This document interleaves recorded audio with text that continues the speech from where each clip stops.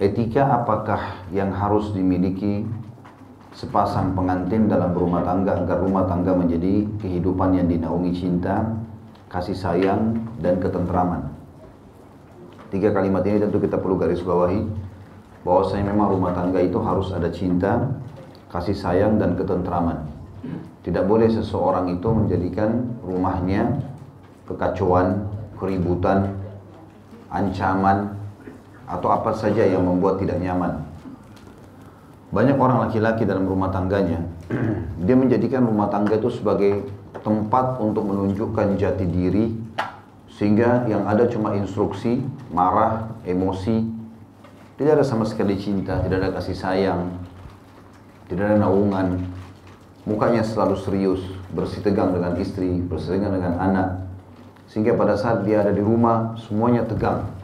Dan pada saat dia keluar rumah, anak-anak istrinya mengatakan Alhamdulillah. Begitu keluar rumah, Alhamdulillah. Seperti orang yang bebas, tidak lagi penghalang. Ini keliru ini.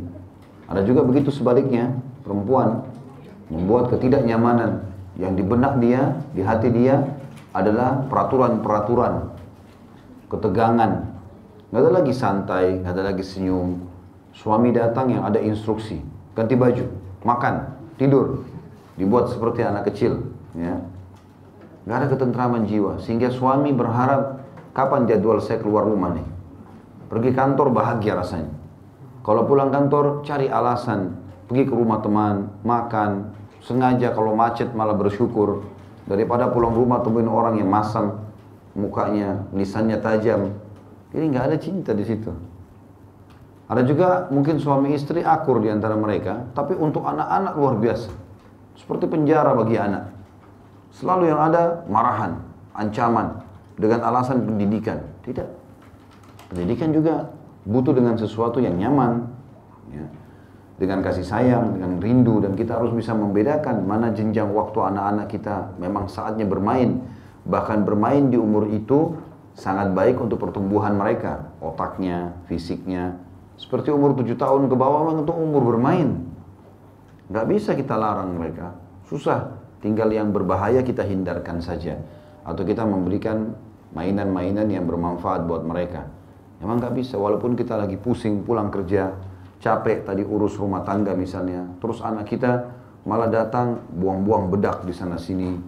Mungkin mainannya berserakan. Memang alamnya dia. Kita harus sabar.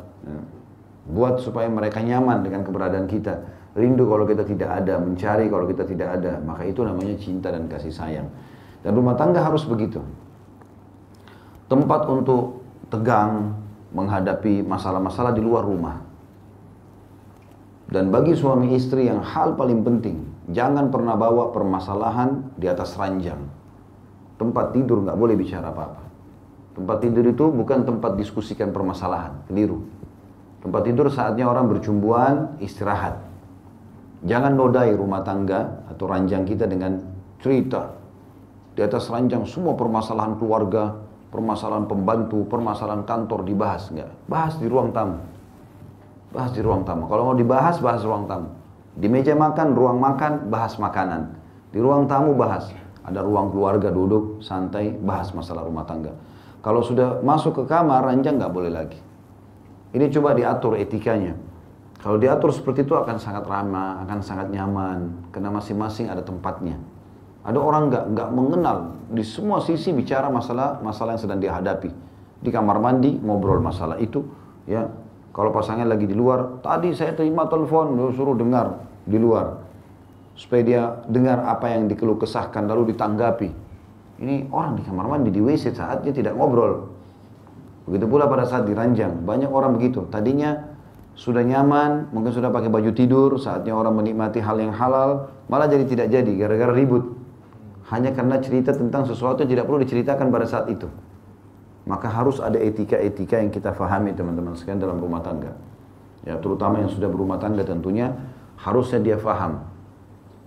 Karena memang Allah telah menyebutkan dalam firman-Nya, surah Ar-Rum, surah nomor 30 ayat 21, A'udzubillahi minasyaitonirrajim, wa min ayatihi an khalaqalakum min anfusikum azwajan litaskunu ilaiha. Garis bawahi kalimat ini. Firman Allah ini litaskunu ilaiha wa ja'ala bainakum mawaddatan wa rahmah. Ini juga digaris bawahi. Inna fi dzalika laayatin liqaumin yatafakkarun. Ini juga digaris bawahi. Ada titik-titik penting dalam ayat. Allah mengatakan, dan di antara tanda-tanda kekuasaannya Allah. Kekuasaan Allah biasanya yang kita bayangkan apa? Penciptaan langit, penciptaan bumi, penciptaan manusia. Ternyata Allah masukkan dalam tanda-tanda kekuasaannya, perhatikan apa kata Allah. Dia menciptakan untuk kalian istri dari jenis kalian sendiri. Manusia dengan manusia. Supaya sama matanya, pola hidupnya, pola fikirnya. Ya, manusia umumnya sama, cuma berbeda. Dia sedikit adat, tradisi makan, ya, dan seterusnya. Lingkungan, tapi umumnya manusia sama. Judulnya induknya manusia. Dan di bawah manusia cuma ada dua, laki-laki dan perempuan. Dan sama semua. Umumnya karakter umumnya ada. Allah mengatakan agar kalian cenderung dan merasa tentram kepadanya. Perhatikan tujuan di situ rumah tangga itu. Bagaimana orang bisa cenderung dan tentram? Harusnya dia memahami beberapa hal. Yang pertama, memang dia niat menikah karena mencari itu, menjalankan perintah Allah dan mencari ketentraman jiwa. Nah, untuk mencapai di poin ini harus diikuti dengan poin-poin setelahnya. Menikahlah dengan orang yang beragama. Saya sudah pernah bilang, jangan bawa PR dalam rumah tangga. Jangan bilang nanti aja kalau sudah nikah baru saya nasihati supaya pakai jilbab. Nanti aja kalau sudah nikah sama saya baru saya nasihati supaya tidak merokok, supaya sholat berjamaah di masjid. Enggak, itu kata-kata nanti PR. Kita berumah tangga seperti satu bahtera kapal baru. Semua barang-barang di atasnya harus baru. Saya sebagai suami pemimpin, kaptennya, istri saya sebagai wakilnya. Ya. Maka kita harus masuk di kapal tersebut dengan kondisi ya, baju yang baru, semua perangkas-perangkasnya juga baru. Jangan ada bawa barang rongsokan, merusak nanti. Rongsokan itu kayak tadi, memang dasarnya buruk, akhlaknya tidak baik. Kemudian dijadikan pasangan.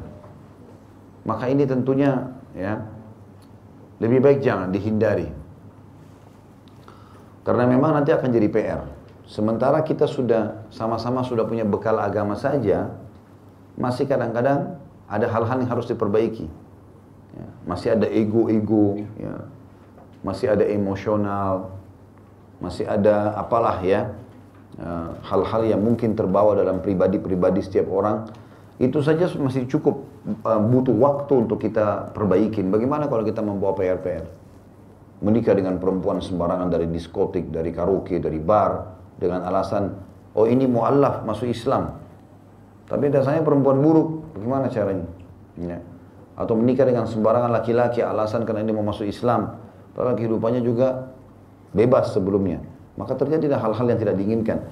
Jadi target yang diinginkan agar ada kecenderungan dan merasa tentram ini hilang. Tapi kalau kita menikah sama orang mukmin dan mukminah, kata Nabi SAW, orang mukmin tidak akan menzalimi. Kalau dia mencintai, dia cinta setulus hati. Kalau dia tidak mencintai, maka dia tidak akan menyakiti. Tidak akan dia katakan saya tidak suka sama kamu. Tidak ada bahasa itu. Tetap dia jalankan rumah tangganya dengan baik. Lalu kalau kita sudah tidak ada PR, tentram, ya, maka dijadikan di antara kalian rasa kasih dan sayang. Pasti akan ada itu. Mungkin di sini maju, maaf.